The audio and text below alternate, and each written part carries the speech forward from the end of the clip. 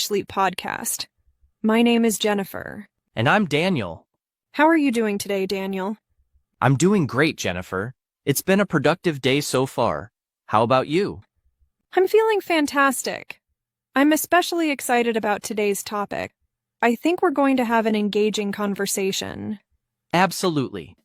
Today, we're delving into something that touches every one of us, our daily routines. It's the rhythm that keeps our lives moving forward. Exactly. From the moment we wake up to the moment we fall asleep at night, we follow certain habits that define our day. But tell me, Daniel, what exactly does a typical day look like for different people? That's a great question. Daily routines can look very different depending on your lifestyle, but they're made up of the little things we do regularly.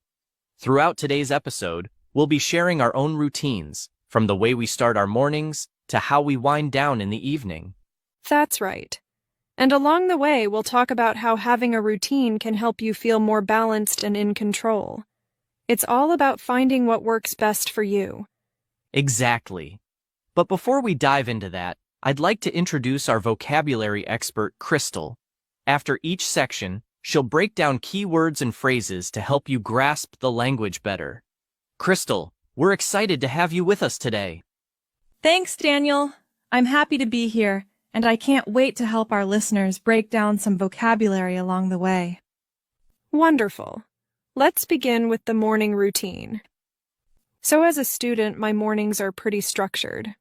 I usually wake up around 7 a.m. and I take a moment to stretch and breathe before I get out of bed. It's a gentle way to start the day, and it helps me feel more alert. Then I head to the bathroom to brush my teeth and wash my face. It's a refreshing start. That sounds nice. I wake up a bit earlier, around 6:30 a.m., since my job requires me to start early. The first thing I do is drink a glass of water to hydrate, and then, like you, I brush my teeth and wash my face. It really sets the tone for the day ahead. Exactly.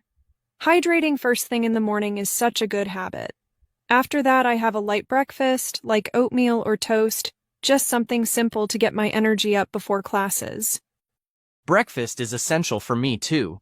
I usually go for eggs with toast, or sometimes I mix it up with a smoothie. After breakfast, I take a few minutes to check my emails and review my to-do list, so I know what's on the agenda for the day. I do the same. I check my class schedule and make sure I'm ready for the day ahead.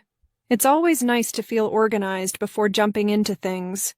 Absolutely. Having that calm, organized start to the day really makes a difference. Now, to help our listeners dive deeper into the vocabulary we've just used, let's hand it over to Crystal. Crystal, could you walk us through some of the key terms from our morning routines? Absolutely, Jennifer. Let's take a closer look at some key vocabulary from your conversation. Stretch. To extend your body or limbs to loosen up your muscles, which Jennifer does to ease into the day. Hydrate. To give your body water. Daniel starts his day with a glass of water to hydrate himself. Light breakfast. A small, simple meal in the morning, like oatmeal or toast. Jennifer prefers a light breakfast to get her energy up for the day. To-do list. A list of tasks you plan to complete during the day. Daniel reviews his to-do list every morning to stay organized. Those are some useful terms from your morning routine. Now, back to you, Jennifer. Thanks, Crystal. I think understanding these terms in context really helps our listeners absorb them better. Absolutely. And now that we've got the morning covered, it's a great time to move on to the afternoon routine. Shall we, Jennifer? Sounds perfect, Daniel. Afternoons for me are when I'm most focused. I usually have classes or study sessions, and I try to take it one step at a time. If it's a long study session, I make sure to take short breaks to stretch and move around. It helps keep my mind fresh. That's a smart approach. My afternoons are usually the busiest part of my day, with meetings or project work. But like you, I make sure to take breaks, even if they're just a few minutes. I find that stepping away from the desk to stretch or get a snack really helps me recharge. Exactly. Breaks are so important even if they're brief. After lunch, I regroup and prepare for the second half of the day. Lunch is typically something light, like a salad or a sandwich. I don't like to eat anything too heavy, as it can make me feel sluggish. I agree. Lunch is usually around noon for me, and I like to step away from work completely. My go-to is something like a quinoa salad with veggies or a turkey sandwich. Keeping it healthy helps me avoid that mid-afternoon energy slump. That sounds like a great option. After lunch, I tackle my bigger assignments, making sure to get them done while I still have energy. It feels good to wrap up those important tasks before the day winds down. Yeah, I do the same. After lunch, I focus on key projects that require my attention and try to knock them out while I'm still feeling productive.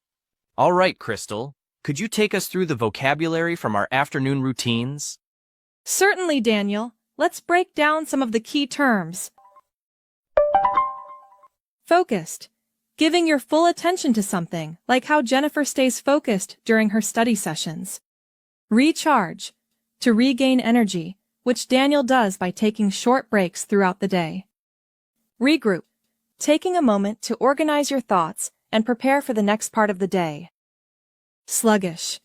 Feeling slow and lacking energy, which can happen after a heavy lunch, but both Jennifer and Daniel avoid that by eating light. Knockout. An informal phrase meaning to complete tasks or finish work efficiently. Daniel said he likes to knock out his key projects while he's still productive. Energy slump. This refers to a dip in energy, usually in the afternoon after lunch. Daniel mentioned avoiding an energy slump by eating a healthy lunch. Those are the key words for the afternoon. Now, let's shift to the evening routine. Back to you, Jennifer. Thanks, Crystal.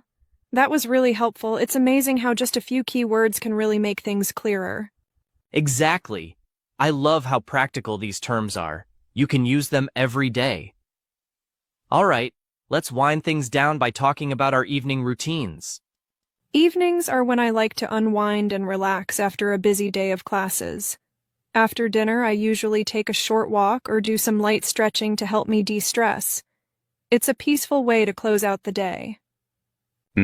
I totally relate to that. After work, I make time to relax too, whether it's listening to music or going for a walk.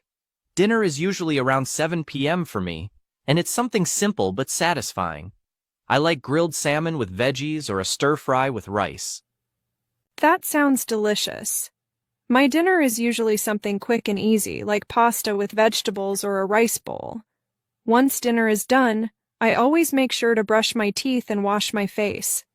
It's such a small part of my routine, but it helps me feel refreshed and ready for bed.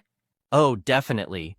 Brushing my teeth and washing my face feels like pressing the reset button after a long day. It's a simple way to shift into relaxation mode. After that, I usually wind down with a book or a cup of herbal tea before bed. That sounds really calming. I also avoid screens before bed, instead spending some time reading or listening to music. I aim to get to bed around 10 p.m. so I'm well rested for the next day. Same here. I stick to a consistent bedtime too, around 10:30 p.m., and it's amazing how much better I feel the next day when I get a full night's sleep. All right, Crystal. One last time, could you walk us through the vocabulary from our evening routine? Absolutely, Jennifer. Let's go over the key phrases from your evening routines. Unwind. To relax and let go of stress, like what Jennifer and Daniel do after a busy day. Reset button. A metaphor for starting fresh, which Daniel mentioned when talking about brushing his teeth and washing his face. Wind down. Similar to unwind, it means to gradually slow down and prepare for sleep. Herbal tea. A caffeine-free tea that helps you relax, which Daniel drinks before bed. And that wraps up the vocabulary for today. Back to you, Jennifer and Daniel. Thank you so much, Crystal, for guiding us through those key words and phrases. It really helps to understand the language in context. Absolutely. It makes it easier to remember when we see how the vocabulary fits into everyday life. So, we've shared our daily routines, from morning to evening, and touched on how important it is to create balance throughout the day. Exactly. Whether you're working, studying, or just trying to structure your day better, having a routine that works for you is key to staying organized and feeling in control. And remember, it's not just about staying productive. It's about taking those moments to relax, recharge, and take care of yourself. All right, well, that's all for today's episode. We hope this conversation gave you some helpful insights and tips for your own routine. A big thank you to Crystal for breaking down the vocabulary today. We really appreciate it.